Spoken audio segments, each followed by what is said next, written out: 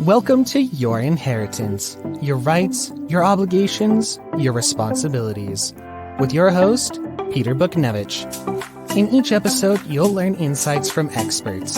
If you're being sued over an estate or if you feel you're not getting your share, Peter's firm can help you. You can find this show at www.betrustlaw.com and on YouTube, Facebook, Apple Podcasts, Spotify, Google Podcasts, and more. Now here's the host of Your Inheritance, Peter Bochnewich.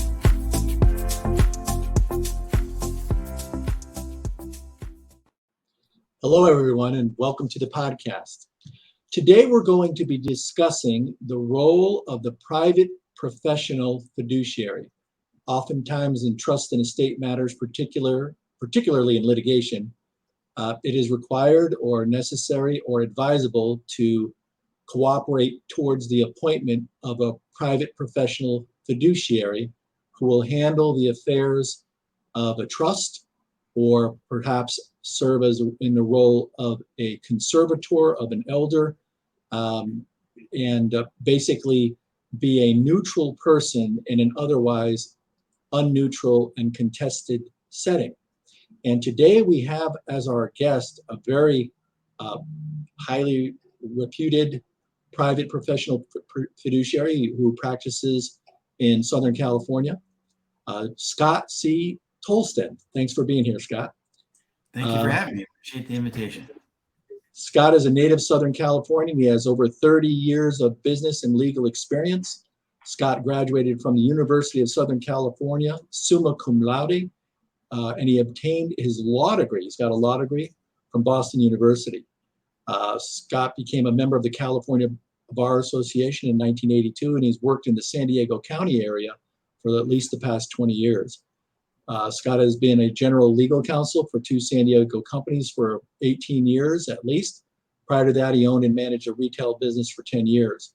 Scott also has the benefit of working in law enforcement. Scott worked for the Escondido Police Department for 21 years, retiring in 2021 as a financial crimes investigator. We're going to get into that a good bit here this morning.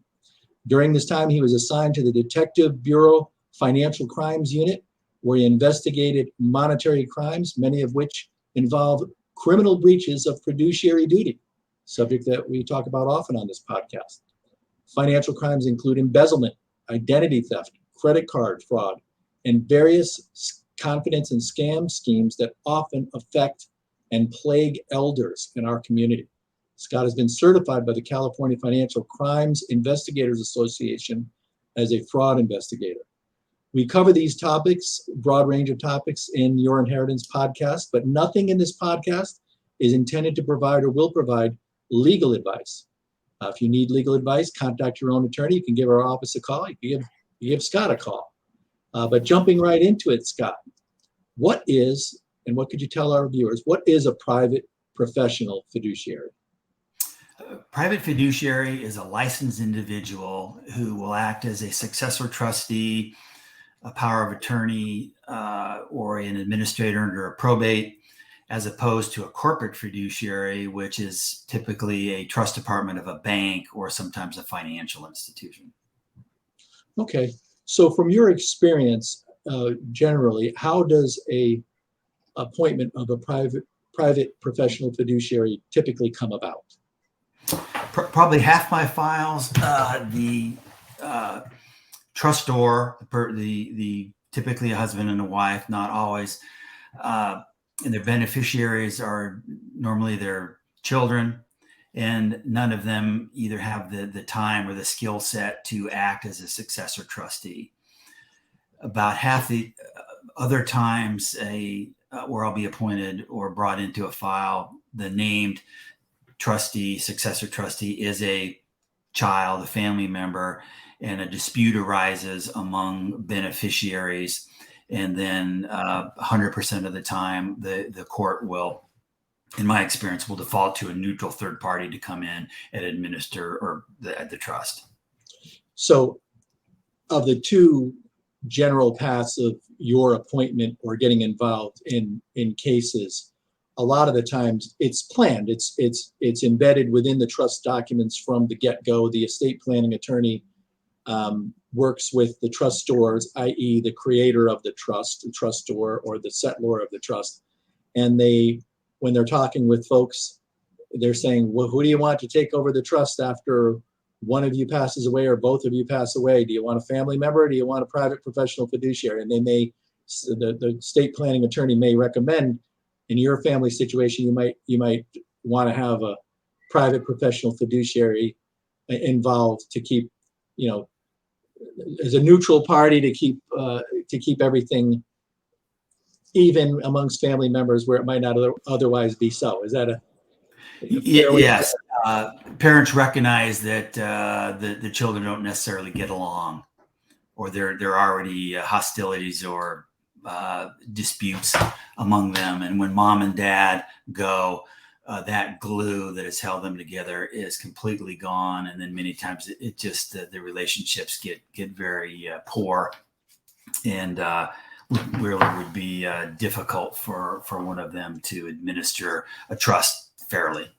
Now, sometimes the family's just fine, but the estate might be involved, and the people who are, conferring a trustee status on particularly an involved trust estate, it might involve a business, or it might involve a lot of disparate assets to a family member who's maybe not very good person, very good son, very good daughter, but maybe they just don't have the wherewithal or the time to actually do the job properly. And is that oftentimes, in your experience, a basis by which a decision would be made to get a private professional fiduciary involved? Yes, that frequently is the case. Maybe none of the children are local; they're out of state, which would require them to travel. There is a fair amount of work involved, and if someone, depending upon how much time they have, they just may not be able to devote the resources and time necessary to administer the trust. I had an experience, and without naming cases or parties or anything like that, very good successor trustee, very decent man, very educated, highly educated professional, a physician, very, very, very educated person. But it came to pass that in this particular situation, his parents had built up a pretty substantial trust, but it had a variety of high maintenance rental properties in some areas that required a great deal of attention geographically. And it was just so time consuming that he couldn't keep up with his professional responsibilities, and it was hard. It was difficult to keep up with everything. And ultimately, it was a very strong suggestion by the presiding judge that a private professional fiduciary get involved. And so we came to it that way. And it all worked out very good in the end, I believe it is. But it's something that I think people should consider in their estate planning. You put it on the table. And even put it on the table in a circumstance where the surviving spouse, maybe it's a surviving second spouse that's getting on in years, maybe they can't handle the work that's necessary to handle the trust estate. It's a big job, and they're getting older, and they're not out there able to do it. They're not able to monitor things. So maybe if you have a private professional fiduciary that's competent and compassionate and kind to her or him, you save a lot of grief, and you know that the trust is in competent hands. It doesn't spin out of control. Mm-hmm. Is that part of the reasoning? Some of the reasoning that absolutely. You bring up a good point on an older surviving spouse that may need someone to oversee and manage their finances. One of the roles of a trustee would be to be a goalie between the finances and some scam artist and the client or the surviving spouse, because there typically a lot of predators that will use that situation to steal the bottom line, and that a good trustee will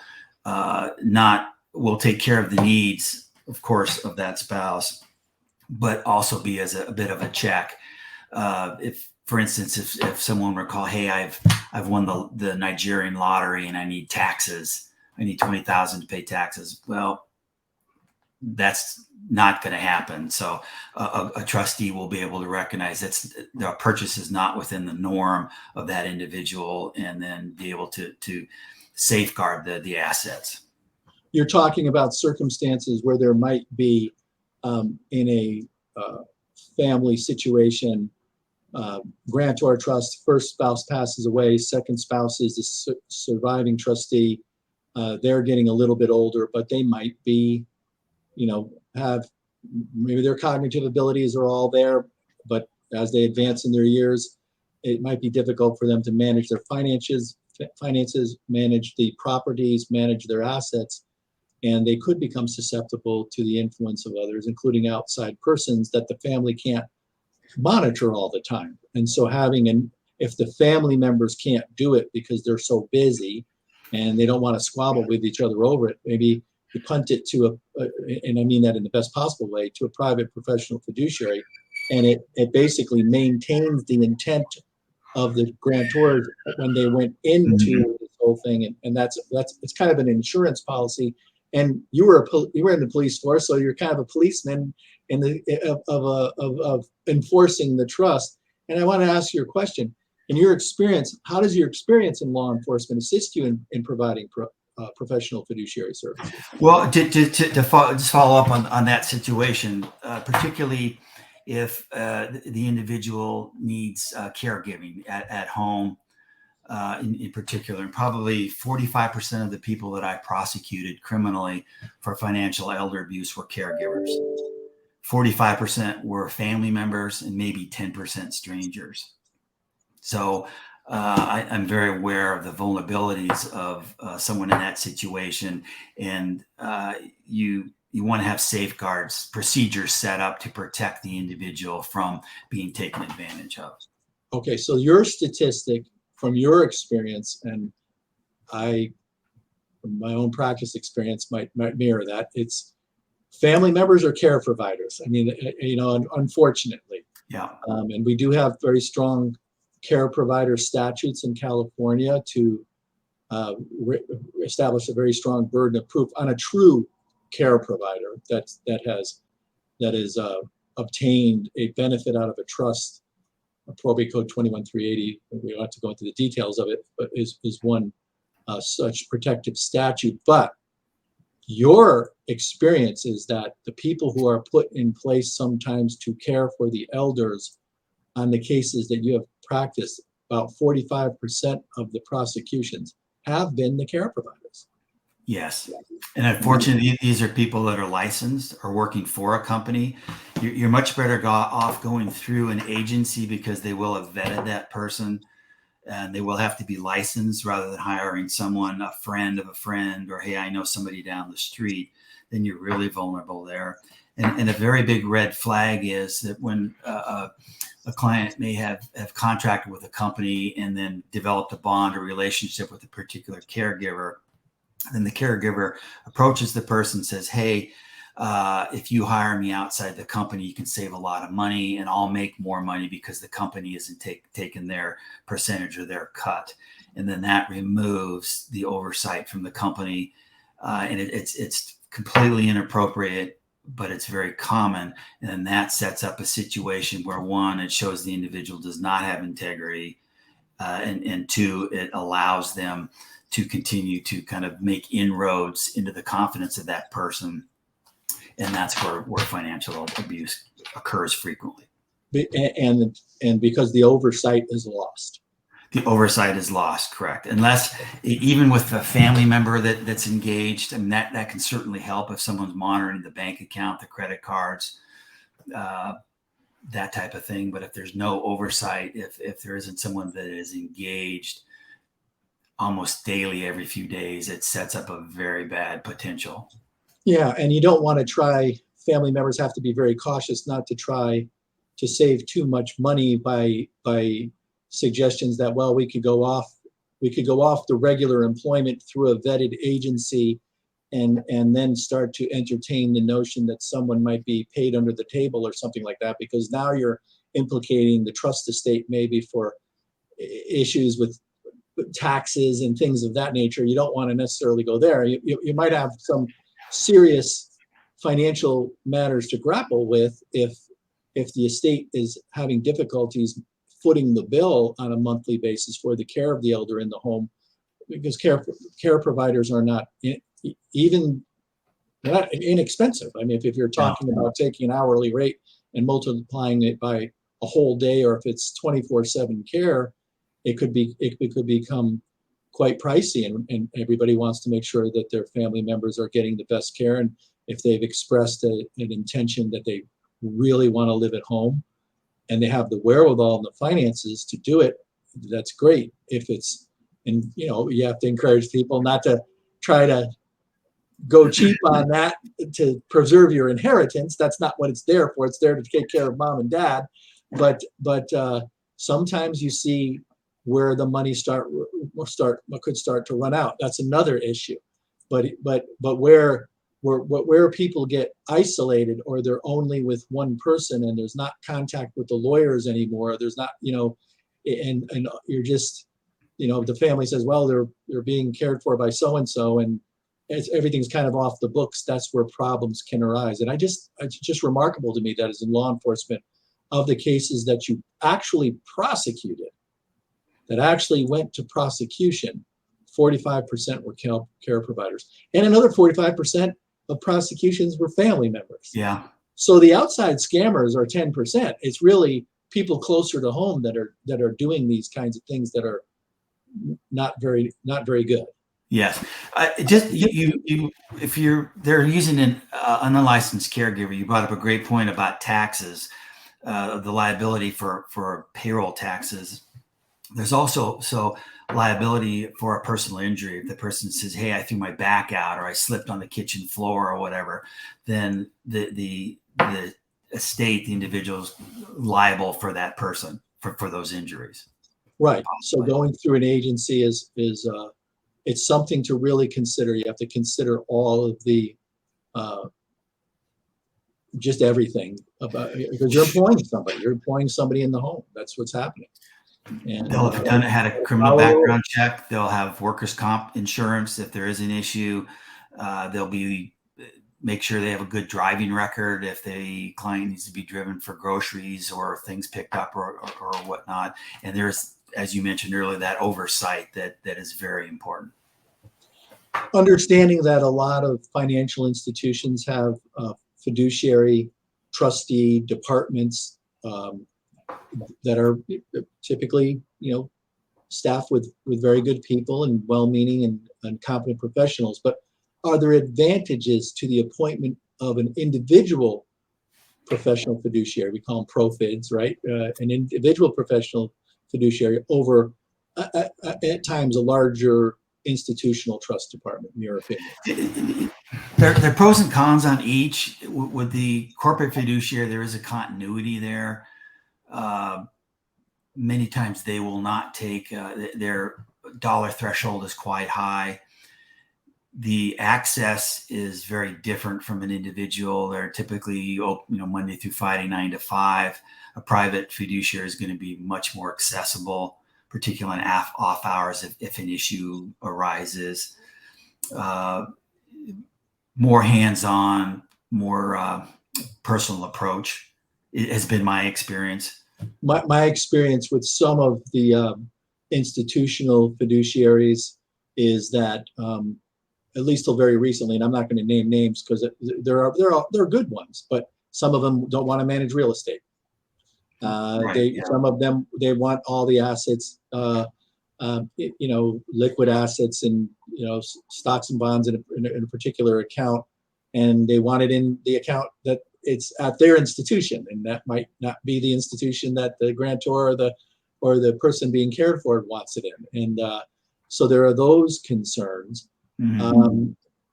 And so that's why I think a lot of people wind up steering to the private professionals. Do you think there's more of a personal touch to more of an intimate relationship between the profit and the person being cared for than maybe a corporate entity, from your experience? Yes, I've received a handful of files that started out with the corporate fiduciary, and where it broke down was the individual. They don't. I'm speaking generalized. Don't want problems. If there's a problem beneficiary, they don't want to deal with that person. They won't. If the trustor is living, they're not going to go out and visit and just kind of pop in and check, say, hey, how are things going? Which is something a private fiduciary should do, just randomly check in if they're in a living facility or even at home unannounced, so the caregiver or the staff at the facility doesn't know when you're coming, when you're going. Just kind of make sure things are being taken care of. A case that I handled a couple of years ago, we were able to settle it very beneficially. There was a again, without naming any names, it's not atypical, and you could in describing the general fact pattern of this matter that was put before matter of public record before a Southern California court. It could be any number of cases. It's fairly similar. Person being cared for had a very close relationship with the care provider. Just really did. There was not it would be hard pressed to say it was undue influence, but there was a great deal of desire to benefit this person enormously. Family members didn't like it. We worked out a situation where they would be able to be benefited with proper vetting, and it was actually put in a court order as to what the limits of it would be. And the person wasn't trying to get anything. They just were. It was something that had to be met in the middle, and where we were able to accommodate the grantor of the trust and avoid a conservatorship was to have a least restrictive means imposed by having a private professional fiduciary. And that private professional fiduciary also came on as it might be necessary to serve as trustee and to serve as a court recognized and with a court order appointed as by stipulation and confirmed by court order as under the DPOA, durable power of attorney, and also under an advanced health care directive. Now, some professional fiduciaries, and I think corporate fiduciaries, typically don't want to have the advanced health care directive. Do you sometimes have advanced health care directive, or is that something is case by case basis? I do. If a family member doesn't want to take that responsibility, then I will do so, and I'll confer with the client and also family members as well before I check the appropriate box on that. Normally it's a family member, but sometimes they don't want to do it. And I believe you're correct. A corporate fiduciary wouldn't touch that. All right. So if you're a private professional fiduciary and you've either voluntarily assumed the role as a trustee or been appointed by the court to take over a trust, whether it's on an interim or a permanent basis, what are the typical arc of activities that need to be performed when a private professional fiduciary takes over management of a trust? Would this be for a decedent? Let's say if they've either resigned or they're not competent to handle it, so you've Okay. taken over. What do you do for them, and what do you do vis-a-vis family members? Okay, so the attorney will have prepared the appropriate paperwork where the current trustor will resign, and then I will accept as trustee. And then I either open up a new trust bank account or depending upon the situation, take over the existing bank account, removing the trustor. Reason for that is if I'm responsible for someone's money, I can't have anyone else accessing it. So if there's something goes awry, I'm on the hook. And it safeguards then the trustor as well, that they can't go take funds out without running that through me. And it's not because I want to stop someone from using their money appropriately. I just want to be that goalie so everything is appropriate. And then whatever assets they have, either brokerage accounts, there may be real property, et cetera, then I will go on as the named trustee on those accounts. and it's called marshaling the accounts. I'll bring them under my umbrella for the benefit of the living trustor. Okay, and in the circumstances where a trustee has passed away and you're accepting the appointment as a successor trustee upon death of the second spouse to die or the sole grantor to pass away, there's a what do you do then? Somewhat similar. Again, it's called marshaling the assets, but I move the assets from the individual social security number to a tax ID number, an EIN number. For the trust, right? I'm sorry? For the trust? For the trust, correct. The value of any real property, that the basis gets stepped up. The basis gets stepped up on brokerage accounts, which is a tremendous advantage tax-wise. Bills are paid, tax returns filed, and after the creditors period, all this, those details are taken care of. Then I distribute the trust assets per the terms of the trust. The trust is my Bible. Whatever's in there, that's what I do. We've talked I think in other podcasts, and certainly as part of our practice here in trust administration, in addition to our litigation practice, that of course there are safeguards when you commence the administration of a trust post passing of the second spouse to die, when the trust becomes irrevocable, fully irrevocable, and that is the giving of notice under probate code 16061.7. Do you participate in that, or is that something that you have counsel? Typically have legal counsel will do that. Yeah. Right. And also give notice to the state. If there are any Medi-Cal claims, that is typically handled by my attorney. Now, we talked a little bit earlier about the benefits of a private professional fiduciary to be in place where family members cannot be in place, or where family members might be problematic, and it might be just a wise idea to have a private professional fiduciary appointed from the get-go. And that was with the problem of potential elder abuse, whether physical or but I think when we're talking about financial matters, we're most often talking about the prospect of potential financial elder abuse. And you gave some stunning figures there about your prior prosecutorial background. I know. Can you give any tips to our viewers on how to reduce the risk for an elder or themselves for being the victim of financial elder abuse?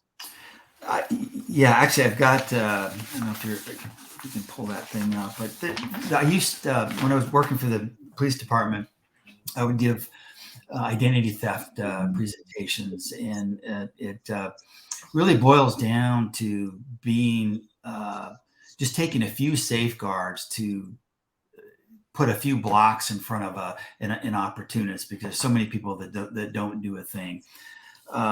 We talked about caregivers. It's a good idea to have an inventory of all your assets.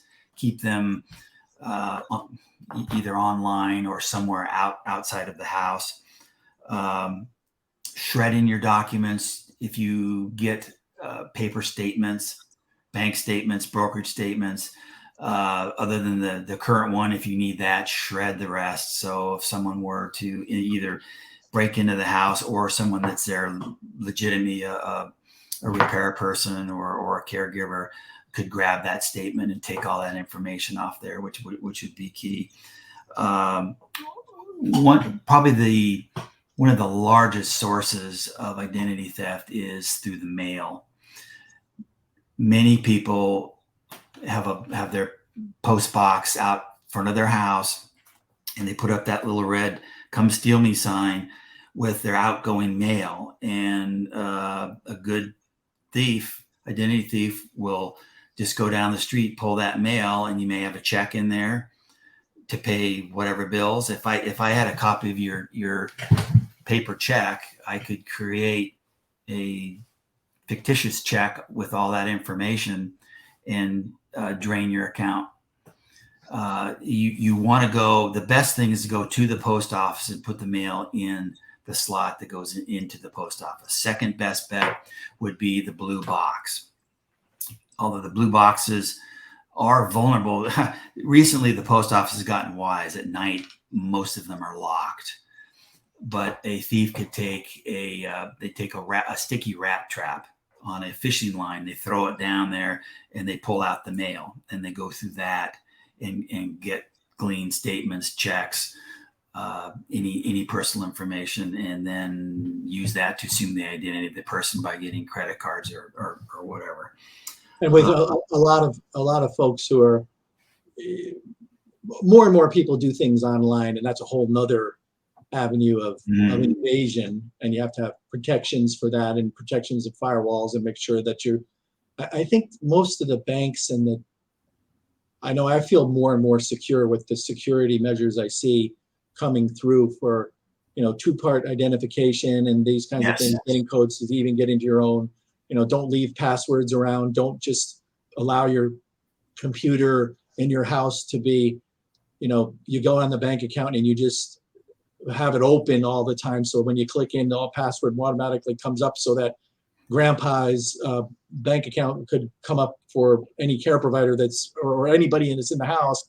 You want to have some controls there, but it sounds like, but a lot of people still make use of the mail, especially our esteemed elders from an older generation. They're still, they write checks and they put stuff in the mail, and people are still fishing stuff out of mailbox to get their identity, I guess. Well, and even the incoming mail, you should have a locking box, because the thief could take your credit card statement out of that, or your bank statement, and then they've got it right there. So it's the incoming mail as well that needs to be protected. Should have a box where the mail will drop down. You have to have a key to get into it. That'll prevent someone from grabbing incoming mail. One of the things about losses, and I did happen to see one of your presentations on the tips of reducing the how to reduce the risk of becoming the next victim of financial elder abuse. And I see this in trust and estate litigation all the time. Is one of the biggest missing assets is always going to be personal property, and of the personal property is going to be jewelry. Jewelry is valuable, and jewelry is easy to walk away with, and a lot of it, and from costume jewelry to the heirloom ring that's been in the family for years and years, and that may have survived wars and terrible situations, to Rolex awarded to someone for some major event or whatever, and they both have intrinsic value, but also a tremendous amount of sentimental value. And I'm just astonished about how many people do not almost do anything routinely to inventory their jewelry, make a list of it, take pictures of it. Mm-hmm. And what do you have to say about that in terms of preventing that kind of a potential theft? Inventorying a photo is, if you have any hope of getting it back after a theft, a photo is going to be absolutely necessary. And also, if you can engrave something on the inside of a ring, say, if it's not already done, if it is, make note of what that is, because when the police or sheriff's department would go or put an alert out to a pawn shop, that's how they're going to recognize that. If it's a generic piece of jewelry, it's very hard. But if you've got something that is unique, an initial, a date, then that makes it a lot easier to track, and there creates a 30-day period for the pawn shop that has to keep that in their inventory before they release it.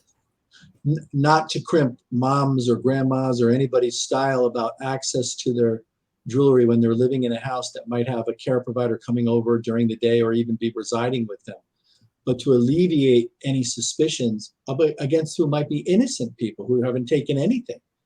Do you advise that it's, when you're in the fiduciary role, that, look, you may have had it in your drawer, but now we got to put it in a safe.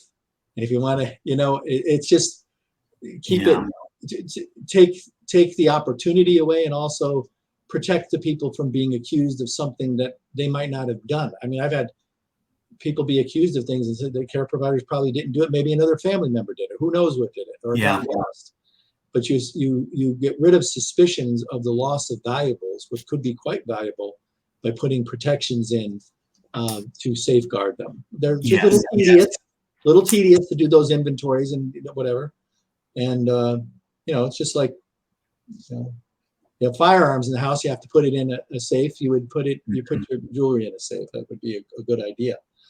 Same situation if they were to go to a living facility. It's better not to take your jewelry there. I know it's a difficult decision because many times the person's very attached to that.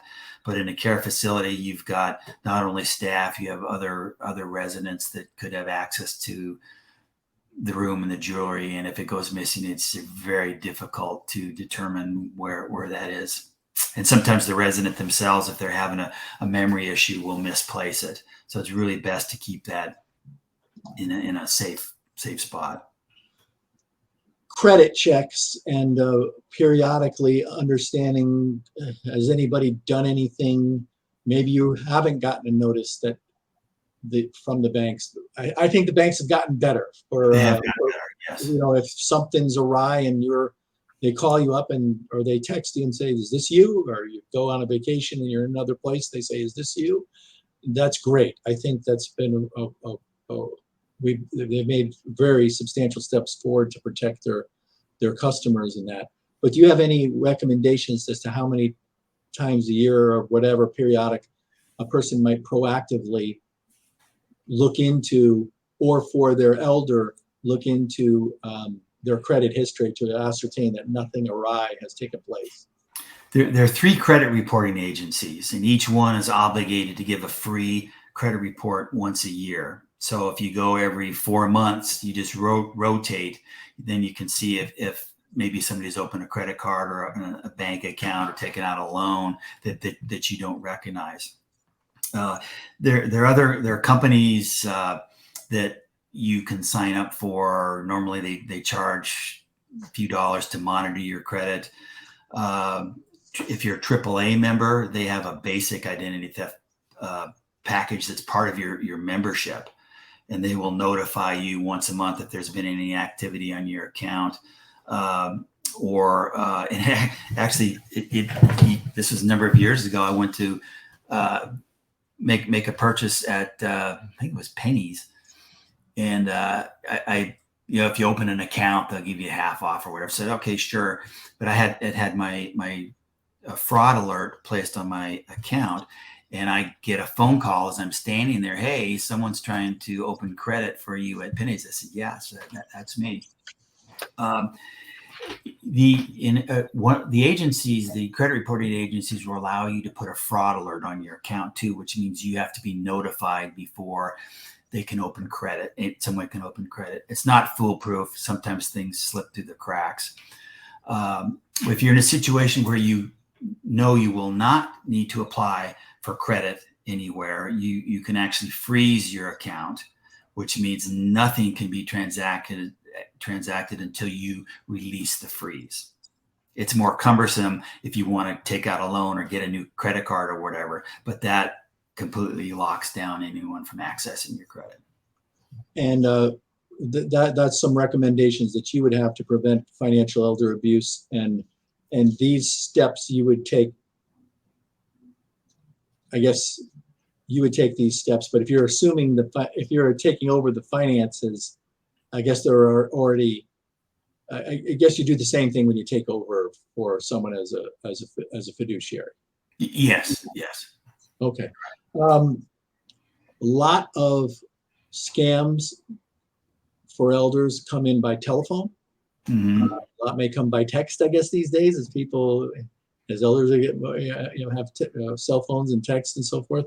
What do you recommend people do as far as preventing the possibility of callers of ill intent? What's a preventive measure that you would recommend to help prevent that? The number one piece of advice I could give would be do not give any information on the phone unless you've initiated the phone call. If you get a call and it says, hey, I'm calling from Wells Fargo, your account's been compromised, I need you to give me your social or the last four of your social or whatever information they want, say, no thanks, I don't give any information on the phone. And then hang up and call Wells Fargo and say, hey, I just got this phone call regarding my account. And if it's legitimate, they will know, but chances are it's not legitimate. Right. If it is, then Wells Fargo will confirm, yes, we or did. any bank will do. Or any bank. I'm just using Wells Fargo as an example. Yeah. And there are applications that is called phone spoofing that will show up on your cell phone, Wells Fargo. Well, it's just an application. It could be somebody from Jamaica or Nigeria or New York calling, some scammer. So don't rely upon caller ID to vet someone that's calling you. Yeah, we're not attributing any of these things to any particular bank or anything or any. No, not at all. We're saying that these calls come in, and oftentimes, how about calls? I hear this all the time. I've heard it even from the pulpit. People saying to the assembly, look, there's a lot of calls going out to our community where the IRS is calling. People are getting calls. Yes. The IRS doesn't call you. Right. They may send you a scary letter, but they won't be calling you asking you for anything. Is that a yes? Yeah. Same with Social Security. And actually, as a quick aside, I use the Wells Fargo example because I got that call from Wells, and it actually turned out to be legitimate. Somebody had created a check. And so I went into a branch and said, hey, I got this call. And they said, oh, yeah, okay, here. So it turned out to be a legitimate call from Wells Fargo. But of course, I wouldn't give them any information on the phone. So their system worked. Their system worked, yes. Right. And I think you're mentioning a great financial institution. I think banks like the one mentioned do have really, they've tightened up. They've really across the board. I mean, every once in a while I'll get a call and to say, is this you? Are you doing this? And it's I think that's been remarkable. So to make sure that the people have those things in place seems to be something that's very helpful and very wise to do for anybody we're looking after who's an elder. Well, if I jump in with one other tip, some of it's generational. My kids like debit cards for some reason, but I really counsel people not to use a debit card because if it's compromised, the cash that gets taken out of your account, maybe it gets taken off an overdraft account, that is gone while you're disputing the charges with the bank. Whereas if you're using a credit card and you have had inappropriate or fraudulent charges, the loss is on the bank. Your cash is not gone. Whereas on a debit card, it is they take 30, 60, 90 days to figure out what happened. You're missing that cash. Or if it's a credit card, the bank is holding the bag until it gets straightened out. Okay, well, those are some really good tips and some pointers on how to avoid financial elder abuse from your professional fiduciary standpoint. Do you feel that when someone hires a private professional fiduciary, or there's a cost involved? How do the costs typically relate as compared to corporates, without naming names or anything, but just generally speaking, is it less expensive, more expensive for a family to have a private professional fiduciary or a corporate, or does it just depend? In my experience, it's less, although the fee structure does vary among fiduciaries, and I'm sure among corporate fiduciaries as well. But someone could do that research pretty quickly. But the fees do change over time. But typically, a corporate fiduciary is going to charge more, and again, their dollar threshold is usually quite a bit higher than a private. Okay. Scott, I want to thank you. We're about done for the day. Well, that went quick. It did. It's amazing how it goes by so fast. I really appreciate you spending the time with us to impart your wisdom to our viewers. And thank you for being here. And hopefully we can have you back again sometime. Great. Appreciate your time. Thank you. Thank you. You've been tuning in to Your Inheritance, Your Rights, Your Obligations, Your Responsibilities with your host, Peter Bochnewich. If you're being sued over an estate or if you feel you're not getting your share, Peter's firm can help you. You can find the show at www.betrustlaw.com and on YouTube, Facebook, Apple Podcasts, Spotify, Google Podcasts, and more. Thank you for your positive feedback, comments, questions, and for sharing the show with others.